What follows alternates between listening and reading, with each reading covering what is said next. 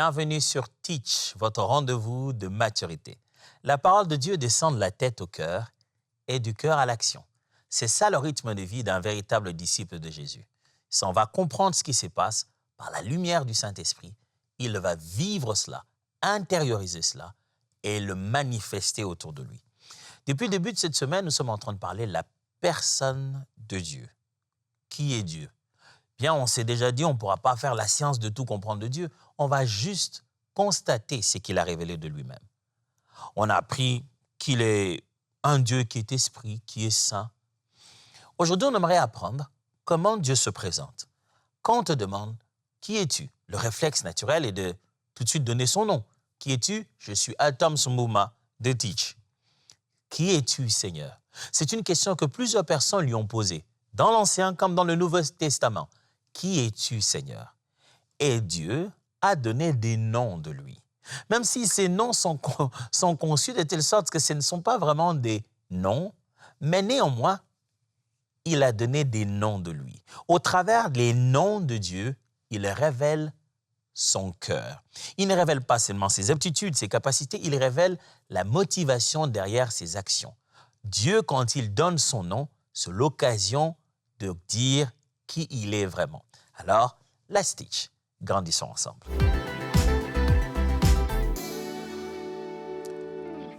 Un homme dans l'histoire, dans la Bible, mais aussi d'autres religions comme l'islam, ont adopté l'histoire de cet homme qui est respecté comme l'un des grands prophètes de son temps.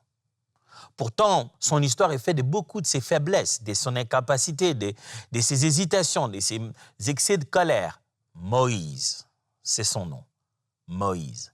Cet homme a reçu une révélation si forte de Dieu que la Bible, toute l'histoire est réellement gravée au travers de son histoire. Moïse. Un homme simple pourtant, qui dit qu'il avait des faiblesses de langage, né au milieu de son peuple, finalement, presque, je vais pas dire ça abandonné, mais la mère a dû le laisser partir en se disant même s'il coulait par l'eau, peut-être qu'on pourrait le sauver quelque part ailleurs, mais elle ne pouvait pas résister de la voir. Elle ne pouvait pas accepter de tuer ou de voir l'enfant mourir chez elle.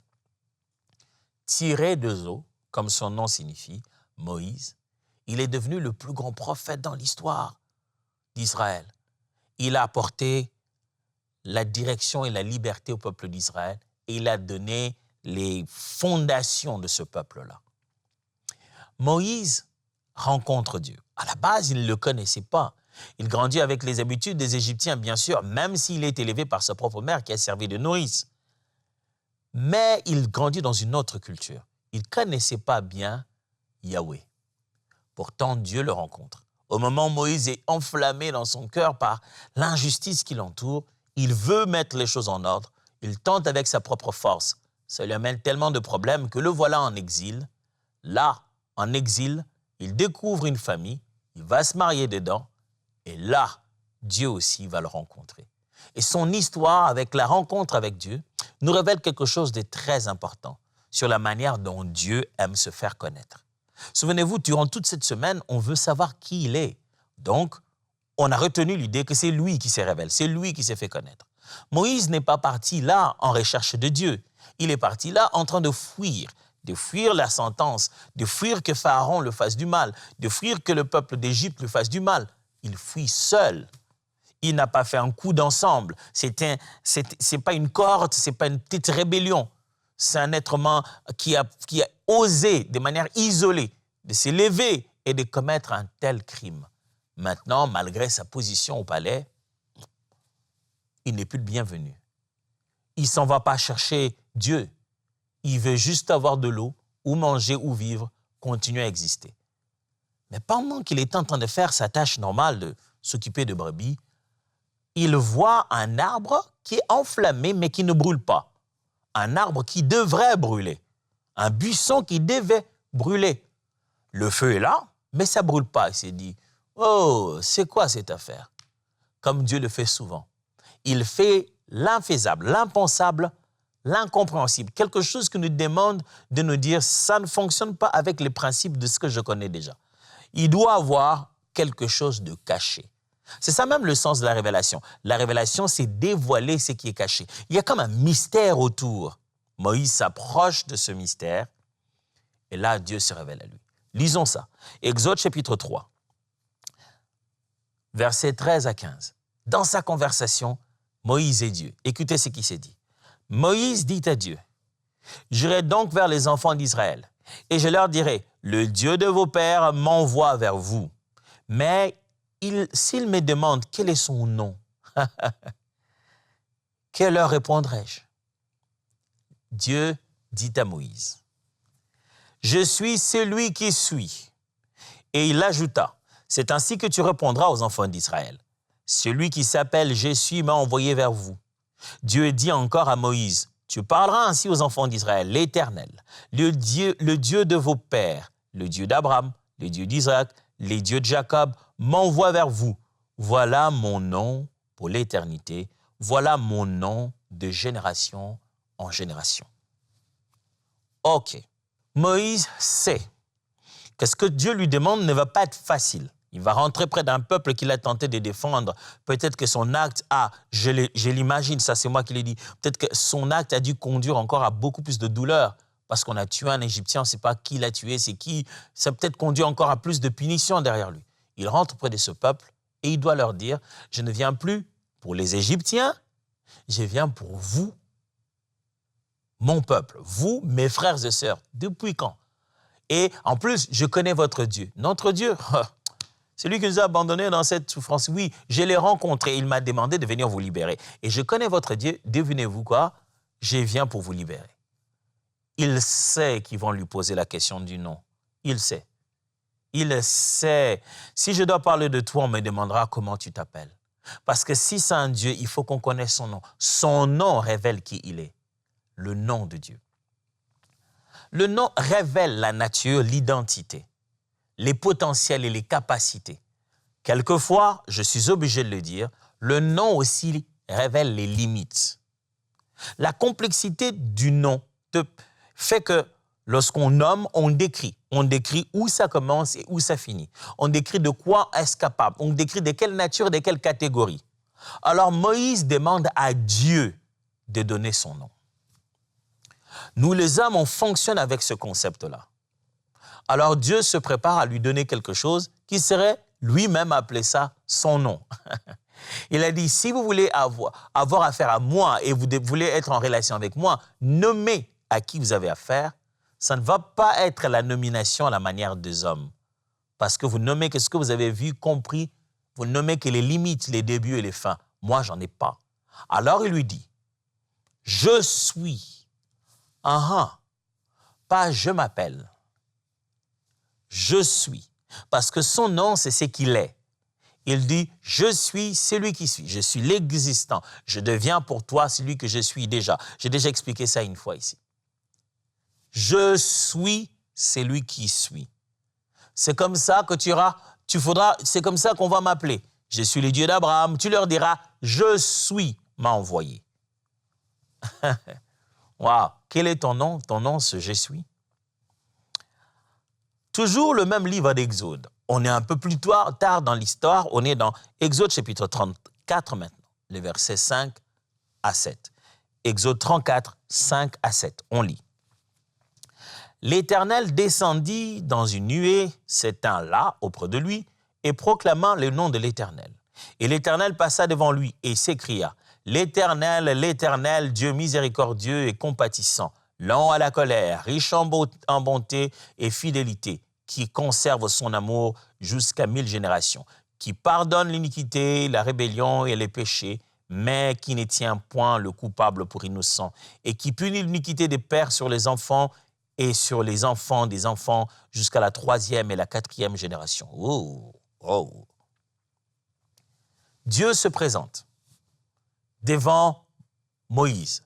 Cette fois-ci, Moïse a tellement réclamé. Il a dit, écoute, je veux voir ta gloire, je veux te voir. Parce que finalement, je t'entends, mais je veux te voir. Et il dit, mais si tu me vois, tu vas mourir. Ben voilà, quand même, je te mets dans le creux de rocher, je vais passer là-bas, je publierai mes bontés. Et Dieu descend dans une nuée devant Moïse, c'est l'un de ces épisodes, et il s'éteint là auprès de lui, et proclame le nom de l'Éternel. J'aime comment la Bible dit. L'Éternel descendit et proclamait le nom de l'Éternel. Au lieu de dire, il proclamait son nom, non. C'est tellement le nom de l'Éternel qu'au lieu de mettre un pronom, il dit, l'Éternel proclame le nom de l'Éternel.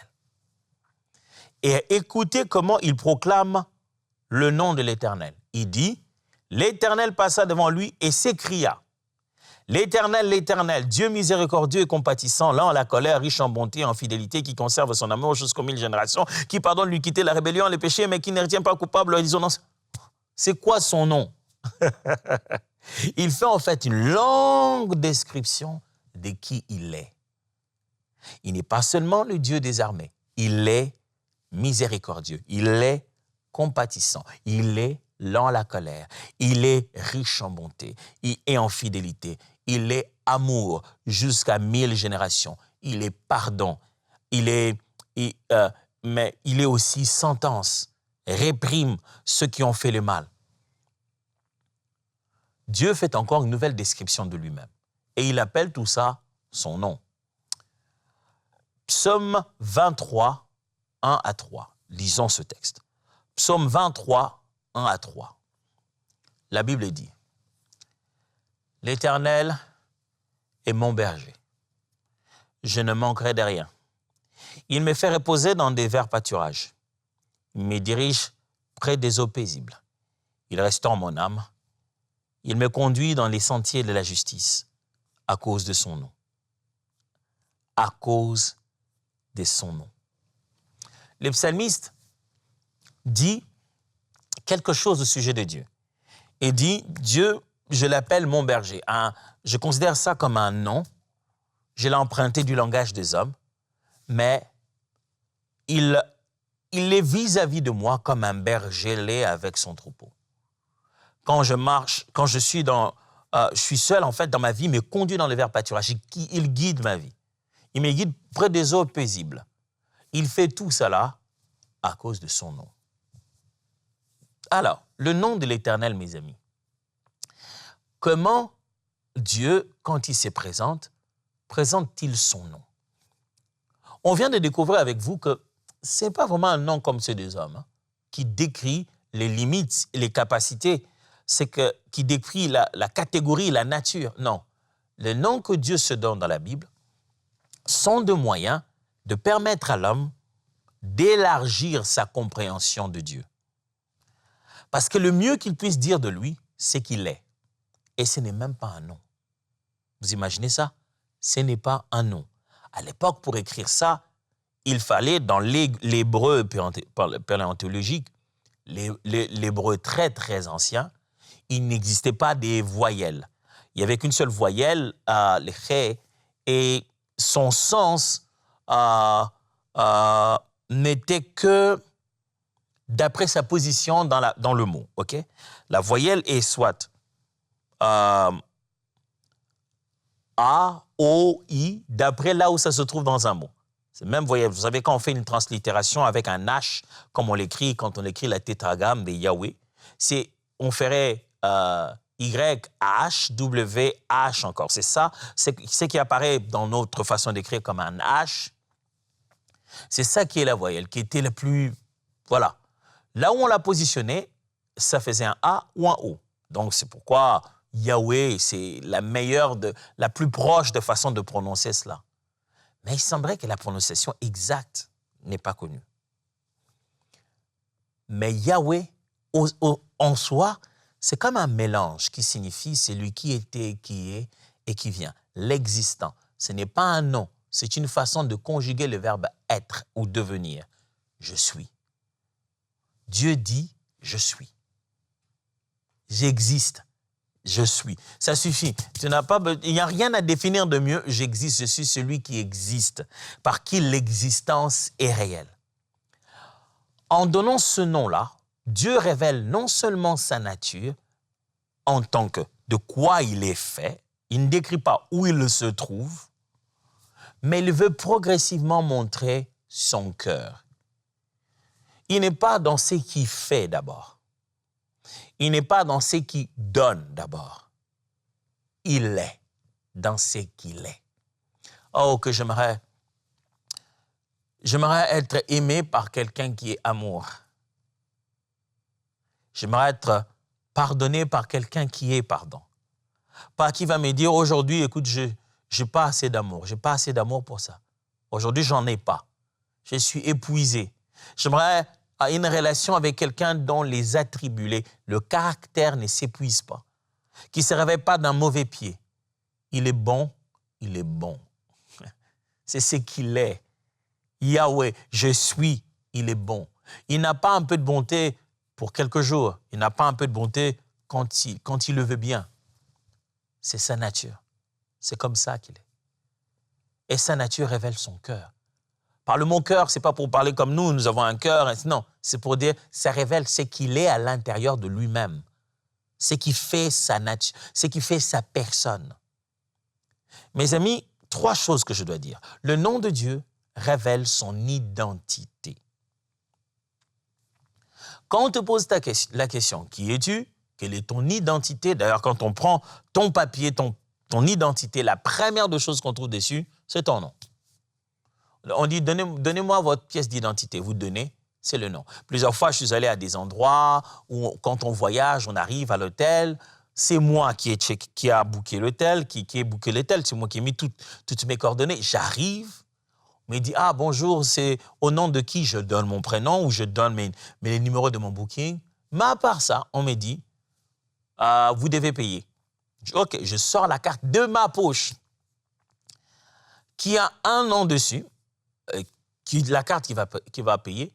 Mais malgré ça, on me dit, il nous faudrait une identité avec ça. Ah, c'est-à-dire qu'on doit confirmer que ce nom est lié à ce visage. Le nom de Dieu est déjà lié à son visage. Le nom de Dieu, c'est son identité. Si tu veux savoir comment est Dieu, eh bien, le nom qu'il te donne là, c'est comme ça qu'il est. Dieu comment? Dieu est. Il est. Et d'après chaque circonstance, il se fait devenir pour nous ce qu'il y a de meilleur dans cette circonstance. Il est notre solution, il est notre paix, il est amour, il est bonté, il est source de salut et de repentance. Il est merveilleux. Il est miséricordieux, lent à la colère, riche en bonté. Il est. La nature de Dieu se révèle par son nom qui détermine son identité. L'identité de Dieu, je suis. C'est dans son nom. Chaque nom qu'il y a de Dieu dans la Bible révèle une identité de sa personne. Qui pensais-tu que Dieu est? Dieu n'est pas ton père. Dieu n'est pas ta mère. Dieu est Père. C'est plus que ton père seulement. Parce que quand il compare ton père, il dit aussi mauvais que sont vos pères sur la terre, qui vous donnent ce dont vous avez besoin quand vous le demandez. Un pain, non pas une pierre. Un poisson, non pas un scorpion. À combien plus forte raison votre Père qui est dans les cieux? Mes amis, le nom de Dieu, c'est pour révéler son identité. Il est comme ça. Tu ne peux pas croire à un nom de Dieu et ne pas croire qu'il a géré comme ça. Vous savez comment ça fait lorsque une personne, on a même tenté de parier en disant non, il ne le fera pas, pas cette fois-ci. Et vous vous dites, moi je le connais, il est comme ça. Non, mais il est comme ça. Et il arrive que, même après avoir parié, la personne a fait exactement ce qu'elle fait toujours dire. Je vous avais dit quoi? C'est en lui, c'est dans la peau. Imaginez puis encore, l'eau. Quand vous êtes devant l'eau, vous attendez vraiment qu'elle soit autre chose que eau? Vous savez, même quand l'eau est dans la glace, elle s'est glacée. À un moment donné, elle va révéler encore son identité. Elle va fondre. Elle va tout de suite rentrer dans ce qu'elle est. Eau. Même quand on y a mis tellement de chaleur et ça s'est vaporisé, dès que ça va atterrir sur un corps, ça revient ce que c'est eau. Écoutez-moi, frères et sœurs, Dieu est et son identité devrait être source de confiance. Dieu est bon. Dieu est amour. Dieu est puissant. On peut croire en sa puissance, croire en son amour, croire en sa présence. Tout ce que Dieu est fiable. C'est digne de confiance parce que c'est son identité qu'il ne peut pas régner. Dites à l'eau de régner d'être eau, ce n'est pas possible. Dites au feu de régner d'être feu, ce n'est pas possible. Dites à l'homme de régner d'être homme, ce n'est pas possible. Dites à Dieu de régner, d'être Dieu. Ce n'est pas possible. Dites à je suis de régner, d'être je suis. Il est. Et son identité devrait être la base de notre confiance. Deuxième vérité sur le nom de Dieu. Le nom de Dieu révèle son cœur. Quand je dis révèle son cœur, mes amis, ne voyez pas nécessairement un homme. Ne voyez pas l'idée, nous avons le cœur, là où nous avons nos sentiments, là où nous avons nos intentions. Oui, le nom de Dieu révèle, comment je vais expliquer ça? Au cœur de qui il est. Au cœur de ses intentions. Je vais utiliser un langage humain ici pour qu'on comprenne. Ce qui le fait vibrer, ce qui le fait vivre. Au cœur de sa passion et de son désir le plus profond. Qu'est-ce que Dieu veut en étant Dieu comme ça? Il veut quoi? Eh bien, on le connaît à travers son nom. Je suis. Il veut être avec toi. Il veut rester demeuré. Il veut vivre avec toi. Et chaque fois que Dieu révèle un de ses noms, c'est pour révéler ce qu'il a au cœur de son intention. C'est que donc, on essaie d'exprimer ici en disant, ça révèle son cœur. Quand il est Yahweh Jireh, au cœur des intentions de pourvoir, qu'est-ce qu'il y a? Lorsqu'il est Yahweh Rapha, au cœur des intentions de guérir, qu'est-ce qu'il a? Lorsqu'il est El Gibor, au cœur des intentions de se battre pour toi dans le combat. Lorsqu'il est El Shaddai, au cœur des intentions d'être suffisant en tout besoin pour toi. Chaque nom de Dieu révèle ce qu'il a comme intention de base ou simplement ce qu'il a dans son cœur. Dans le cœur de Dieu, c'est plein d'amour. Et l'amour, ça protège. L'amour, ça donne, ça exprime de la bonté, ça anticipe, ça prend soin. L'amour, ça accompagne. Et ces intentions-là sont dans chacun des noms de Dieu. Et chaque fois que Dieu manifeste son nom, même quand il dit il est un Dieu, un feu qui dévore, c'est certainement basé sur son amour, qui veut défendre ce qu'il aime. Le cœur de Dieu est dans son nom. Tu veux connaître Dieu comme il se doit, connais son nom, ou même mieux, connais ses noms, les différents noms par lesquels il s'est révélé. Les noms que des fois les hommes ont donnés en ayant vu la révélation de lui-même, ou le nom que lui-même a prononcé. Un jour, Jésus-Christ est venu sur la terre, avant même d'arriver, avant même de venir sur la terre. Le moment de sa grossesse, l'ange vient avec le nom. L'ange ne vient pas qu'avec le message. Il ne vient pas seulement dire « Marie, tu seras enceinte ». Celui qui va naître de toi, ce sera le Messie. C'est lui qui va sauver l'humanité. Tu as entendu? Oui, c'est le message que je t'avais amené. Non, non, non. L'ange est venu avec le nom. Parce que le nom révélera ce qu'il y a au cœur de Dieu dans cette façon de se révéler. Le nom, Yeshua. Dieu est salut. Au cœur de Yeshua. Au cœur, l'intention à la base de ce nom. Le salut de l'humanité. Troisièmement, le nom de Dieu révèle sa proximité. Quand Dieu se fait appeler « Je suis », quand Dieu se fait appeler tous les autres noms de la Bible, c'est pour montrer combien il est avec nous, il est proche de nous. Combien ce n'est pas un Dieu si loin, on ne peut même pas avoir accès à lui. Le nom de Dieu, pour mettre sur nos lèvres, est une façon de nous approcher de lui. Il nous permet de l'appeler, parce qu'il n'est pas appelable. On n'a pas dans notre jargon, ni dans notre dictionnaire, la capacité de décrire celui qui n'est pas sous notre contrôle. Celui qui est une notion qui nous dépasse. Celui qui est notre vraie folie. Quand on le voit, on se tient. Il a même dit qu'on ne peut pas le voir comme ça parce qu'on va en mourir. Mais, quand il nous donne le nom, c'est pour nous dire, regardez comment je me suis fait si proche de vous. Regardez comment je suis devenu si proche de vous. Le peuple d'Israël a eu le nom Yahweh. On ne sait pas encore si oui ou non on doit le prononcer comme ça. Mais quand Yeshua est arrivé, il a donné son nom pour que nous le gardions tous jusqu'à aujourd'hui. Dans toutes les nations, dans toutes les langues, chacun le prononçant à sa langue. Jesus, Jésus, Jesus, Yesu. le nom est rendu disponible à tous pour montrer à quel point il est venu chez chacun de nous, dans chaque peuple, dans chaque maison.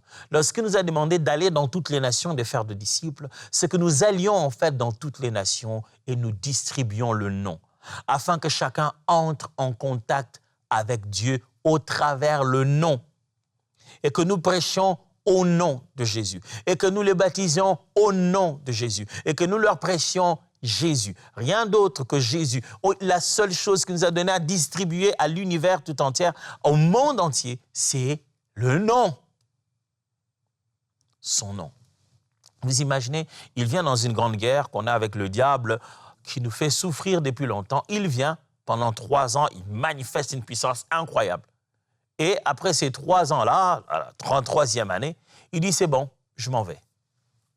Mais je ne veux pas vous laisser comme ça. Ah, ça c'est bien. Il ne va pas nous laisser comme ça, les gars. Il va nous donner un truc pour que, quand les Romains nous attaquent, on fasse des trucs comme lui, il en faisait.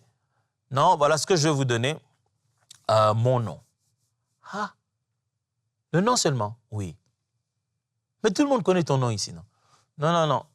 C'est différent. Quand je vous laisse mon nom, ce n'est pas juste ma nomination.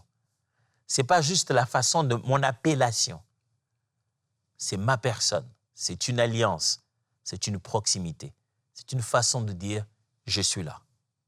C'est pourquoi Paul, plutôt Pierre, quand il fait sa première prédication, les gens sont touchés, ils se disent « mais qu'est-ce qui se passe?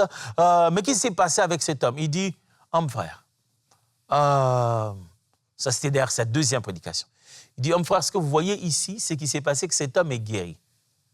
Et c'est au nom de Jésus que vous avez crucifié. C'est en son nom que cet homme que vous voyez comme ça là est debout. » Wow. On commence à voir que le nom qu'ils avaient reçu, c'était plus qu'une simple appellation. Est-ce que les gens à qui il parle, ils ne connaissaient pas ce nom-là, Jésus? Ils connaissaient. Mais comment eux, ils n'ont pas la même connaissance du nom de Jésus? On sait qu'on l'appelle Jésus, mais comment quand ça sort de votre bouche, c'est autre chose? Mes amis, Jésus nous a donné son nom pour nous connecter au Père. Quand nous croyons en son nom, nous sommes connectés à sa nature, à qui il est. Lorsqu'on sort la prononciation de son nom avec la foi dans notre cœur, ça n'a plus la même dimension. Dieu, qui es-tu? Il donne son nom. Je m'appelle, je suis? Non. Il dit, je suis, c'est lui qui suit. Il dit pas, c'est comme ça son appellation. Il dit, c'est son être. Dans le nom de Dieu se cache tout son être, toute sa puissance. Quand on prononce son nom, quand on est en contact avec son nom, on est en contact avec lui. Le nom, c'est lui. À partir d'aujourd'hui, fais attention avec le nom.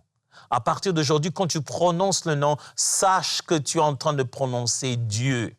Ce n'est pas une simple appellation, c'est pas, tu ne dis pas comme tu dis tablette, iPad. Non, non, non, non. Quand tu prononces le nom, c'est de lui que tu parles. C'est sa personne qui est dans le nom. Laissez-moi prononcer le nom sur vous aujourd'hui. Au nom de Jésus-Christ de Nazareth, je prononce ce nom pour la liberté dans ta maladie. Je prononce ce nom pour la délivrance dans tes chaînes. Je prononce ce nom pour le succès dans ta vie. Je prononce ce nom pour détruire les chaînes de l'ennemi. Je prononce ce nom pour la lumière dans ton parcours. Jésus, Jésus, Jésus, Jésus, je prononce son nom. Amen. Laissez-moi vous donner le défi. Comme ça, en se séparant, vous avez une certaine direction. Défi, le voici. Quel nom de Dieu vas-tu choisir cette semaine pour prier chaque matin? Et quel pas concret vas-tu faire avec lui? Tu connais plein de noms de Dieu dans la Bible? Oui, Yahweh Jireh, Yahweh Shammah. Quel est ce nom de Dieu que tu vas prier tout au long de cette semaine? Tu l'appelleras comme ça. Et quel est l'acte concret que tu vas poser en connaissance de ce nom? Si tu ne te souviens plus de ces noms de Dieu, il y a plein de tiges pour lesquelles j'ai enseigné chacun de ces noms. Vas-y, regarde, étudie de près et dis-toi, cette semaine, c'est Yahweh Rapha. Cette semaine, c'est Yahweh Jireh. Et quelle action tu poses à la révélation de ce nom? Moi, je te vois demain. Dieu te bénisse.